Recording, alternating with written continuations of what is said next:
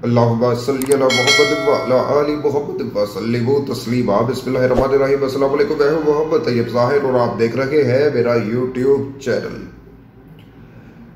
नई गज़ल कुछ इस तरह से है।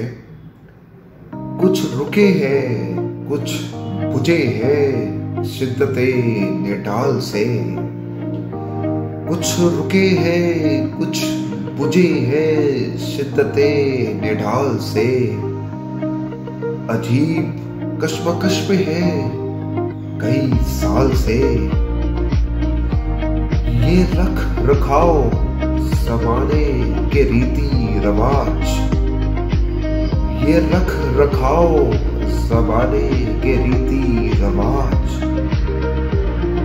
पर आदमी बेचारा जाएगा अपने नामाए आमाल से।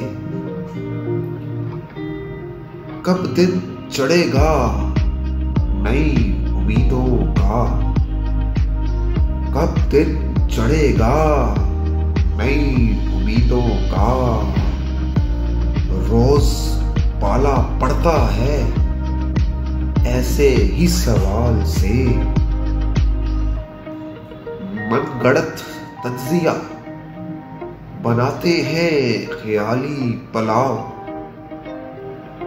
मनगढ़ंत तज्जिया बनाते हैं ख्याली पलाव।